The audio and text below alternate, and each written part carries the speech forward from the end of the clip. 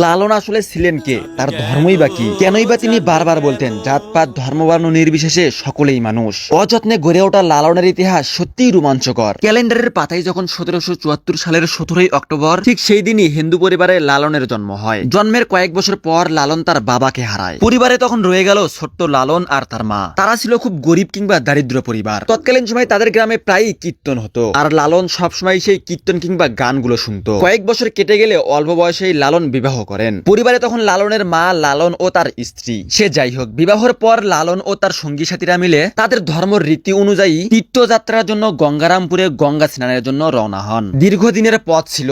অবশেষে গঙ্গা স্নান করার পর বাড়ি ফেরার সময় তার কুষ্ঠ রোগ হয়, অনেকেই বলে বসন্ত রোগ হয়। এই রোগের কারণে লালনের এক চোখ অন্ধ হয়ে যায়। তীব্র যন্ত্রণা সহ্য করতে না পেরে লালন এক সময় মাটিতে মরার মতো শুয়ে থাকে। আর ঠিক সেই সময় তার সঙ্গী সাথীরা মনে করেন লালন মৃত্যুবরণ করেছে। তারপর সেই লালনকে নদীতে ভাসিয়ে দেওয়া হয়। অতঃপর তার সঙ্গী সাথীরা নিজ এলাকায় ফিরে সবাইকে বলে লালন মৃত্যুবরণ করেছে। অন্যদিকে লালন নদীতে ভাসতে ভাসতে এক কিনারায় গিয়ে চাপে। আর ঠিক সেই সময় এক মুসলিম পরিবারের কন্যা নদীতে পানি আনতে গিয়ে দেখে এক যুবকের নিথর দেহ। সে এখনো মারা যায়নি, তার পা নড়ছে। তখন মুসলিম কন্যা তার এলাকাবাসীকে বলে তাকে ঘরে নিয়ে যায়। তারপর সেবা যত্ন করে একসময় তাকে সুস্থ করে তোলেন। পরিপূর্ণ সুস্থ হবার পর লালন আবার তার নিজ এলাকায় ফিরে আসেন। অতঃপর সবাইকে বুঝিয়ে বলেন তার ঘটনা। সবাই তার ঘটনা বুঝলেও তাকে আর মেনে নেয় না। লালনের গ্রামবাসী বলতে থাকে লালন মুসলিম পরিবারের অন্ন খেয়েছে, সি সি সি, আমাদের জাত গেল রে। তখন লালনকে তার সমাজ থেকে বঞ্চিত করা হয়। লালন তখন বলতে থাকে কি এক আজব কারিগর, আমার আপনজন আমাকে মৃত ভেবে নদীতে ভাসালো, অন্যদিকে মুসলিম পরিবারের কন্যা আমাকে নিঃস্বার্থভাবে সেবা যত্ন করলো, এতে নাকি আবার তাদের জাত গেল রে। আর ঠিক তখনই লালন গানের ভাষায় বলে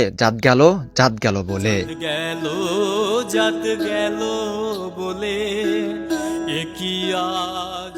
তারপর লালন সবসময় খুঁজতে থাকে জাতপাত ধর্মবর্ণ নির্বিশেষে কে আসল মানুষ। আর তারপর থেকে লালন তার নিজ এলাকা ছেড়ে কুষ্টিয়া জেলার কুমারখালী উপজেলার সেউরিয়া গ্রামে এক জঙ্গলে ধ্যান করেন। আর তারপর থেকেই আস্তে আস্তে বাড়তে থাকে তার ভক্ত। সেখানেই লালন তার বিভিন্ন রূপে গান বলে আর তার ভক্তরা এগুলো লিপিবদ্ধ করেন। আর তারপর সেখানেই 1890 সালে 17ই অক্টোবর শেষ নিঃশ্বাস ত্যাগ করেন লালন। আর এখন তার কবরকেই কেন্দ্র করে গড়ে উঠেছে একটা মাজার। শত বছর পরেও দেশ বিদেশে তার লক্ষ লক্ষ ভক্ত। তবে তার ভক্তরা সবসময় ধ্যান ও জ্ঞানে তাকেই খোঁজে, যেটি আমাদের ইসলামে একেবারেই নিষিদ্ধ। যাই হোক, এটিই ছিল সেই বিখ্যাত লালনের সংক্ষিপ্ত ইতিহাস।